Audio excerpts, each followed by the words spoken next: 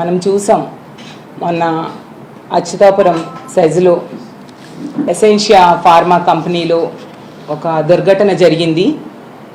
ఆ సంఘటన మీద ఈ రాష్ట్ర ప్రభుత్వం అలాగే పాయకరావుపేట ఎమ్మెల్యే గారు అబద్ధాలు చెప్తూ ఉన్నారు. వాటిని ఖండించడం కోసం మీ ముందుకు రావడం జరిగింది. ఆ ఫార్మా కంపెనీలో జరిగిన దారుణం నిజంగా చాలా దురదృష్టకరం. 17 మంది చనిపోయారు, 41 మందికి గాయాలయ్యాయి. గతంలో ఎన్నో ప్రమాదాలు జరిగినా కూడా ఎప్పుడూ జరగనటువంటి విషాదం చోటు చేసుకుంది. కానీ ఈ విషాదంలో ఆ బాధితులకి ప్రాణాలు కాపాడడంలో కానీ అలాగే క్షతగాత్రుల్ని అంబులెన్సుల్లో తీసుకెళ్లడంలో కానీ ఆ కంపెనీ యాజమాన్యం మీద చర్యలు తీసుకోవడంలో కానీ ఈ రాష్ట్ర ప్రభుత్వం పూర్తిగా విఫలమైంది. అలాగే తీసుకుంటే చంద్రబాబు నాయుడు గారైనా, మంత్రులైనా, స్థానిక మంత్రి అయినా, అలాగే ఎంపీ ఎమ్మెల్యేలు అందరూ కూడా వాళ్ళకి అండగా నిలబడడంలో విఫలమయ్యారు.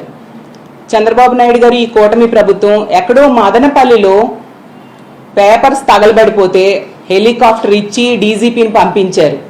మరి 17 మంది ఎంత దారుణంగా యాక్సిడెంట్లో చనిపోయారు. ఏమి ఒక హెలికాప్టరో ఫ్లైటో వేసి హోంమంత్రి గారిని అలాగే డీజీపీ గారిని అక్కడికి పంపొచ్చు కదా, అలాంటి ఆలోచన రాలేదా? అంటే కాలిపోయిన పేపర్లకున్న విలువ 17 మంది ప్రాణాలకు లేదా?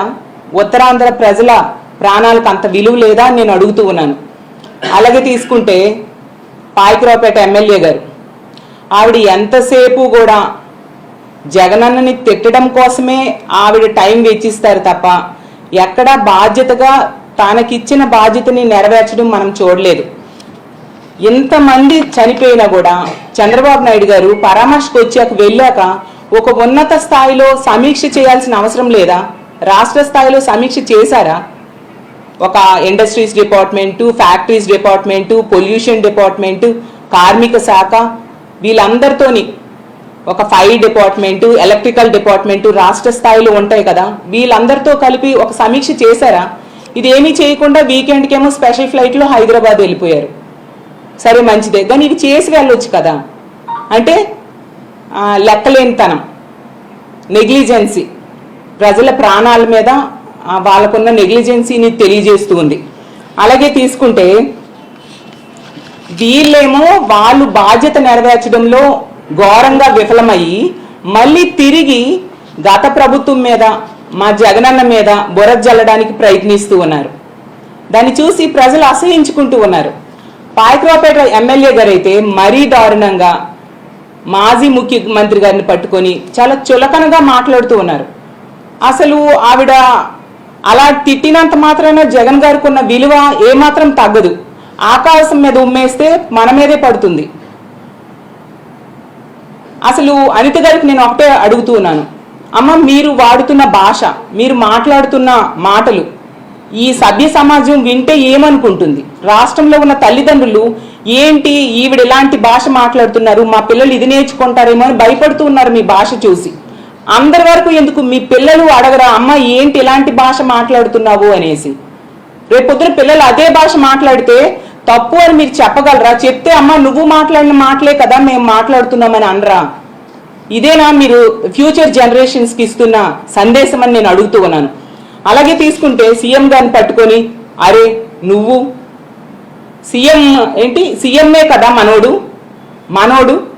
ఏంటది? అసలు ఆ సంబోధన ఏంటి, ఆ సంస్కారమా ఏంటి? ఇంత సంస్కారహీనంగా మీరు బిహేవ్ చేస్తున్నారు.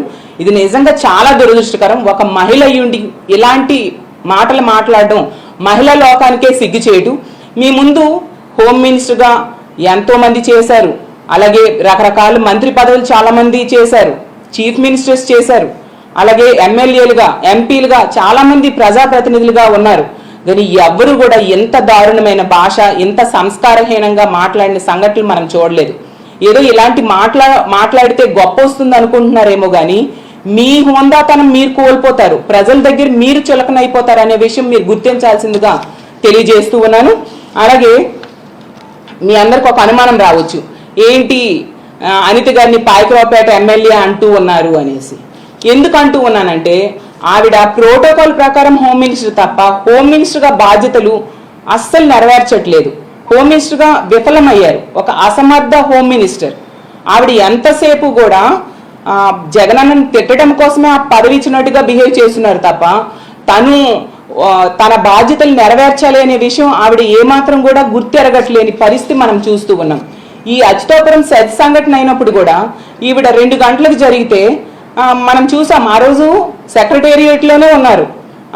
అప్పుడు చంద్రబాబు నాయుడు గారు ఉన్నారు, డీజీపీ గారు ఉన్నారు. మరి వెంటనే ఎందుకు స్పందించలేదు ఈవిడ? 4 గంటలకి జగనన్నను తిట్టడానికి ప్రెస్ మీట్ పెట్టారు. జగనన్నను ఎప్పుడైనా తిట్టుకోవచ్చు, మీ పని ఎప్పుడు జగనన్నను తిట్టడమే కదా. మరి ఆ ప్రెస్ మీట్లో ఈ సంఘటన కోసం స్పందించలేదు ఎందుకు? అంటే నెగ్లిజెన్సీ. ఇలాంటి సమస్యల మీద మీకు ఇంపార్టెన్స్ లేదు, కానీ ఎంతసేపు జగనన్నని తిట్టడం మీదే మీ కాన్సన్ట్రేషన్ కనిపిస్తూ ఉంది. అలాగే తీసుకుంటే ముచ్చిమరి సంఘటన జరిగింది. 50 రోజులైంది, కనీసం పరామర్శకి వెళ్ళలేదు. ఒక చిన్నారి బాలికని హత్య చేసి బాడీ దొరకకుండా చేస్తే కనీసం 50 రోజులైనా పరామర్శకి వెళ్ళలేదు సరికదా. ఆ బాడీని ఈ రోజు కూడా వెతికి పట్టి ఇవ్వలేని చేతకాని హోమ్ మినిస్టర్ మీరు. అలాగే తీసుకుంటే మీ కాన్స్టిట్యున్సీలో, మీ పక్క కాన్స్టిట్యున్సీలో ఎంతో మంది ఆడపిల్లల మీద అత్యాచారాలు, హత్యలు, దాడులు జరిగాయి. మీరు కనీసం రెస్పాండ్ అయ్యారా? కనీసం వాళ్ళకి పరామర్శ చేశారా? వాళ్ళకి ఏమైనా కాంపన్సేషన్ ఇచ్చారా? ఆ రాంబల్లి సంఘటన తీసుకుంటే ఆ పాప మృతదేహం అక్కడ ఎన్టీఆర్ హాస్పిటల్లో ఉంటే దగ్గరలో సన్మానాలకు వెళ్ళారు తప్ప కుటుంబాన్ని పరామర్శ చేయలేదే, కనీసం కాంపన్సేషన్ ఇవ్వలేదే. ఇంత బాధ్యతారాహిత్యంగా వ్యవహరిస్తూ ఉన్న మిమ్మల్ని పాయకరావుపేట ఎమ్మెల్యే అనడమే సమంజసమని నేను భావిస్తూ ఉన్నాను.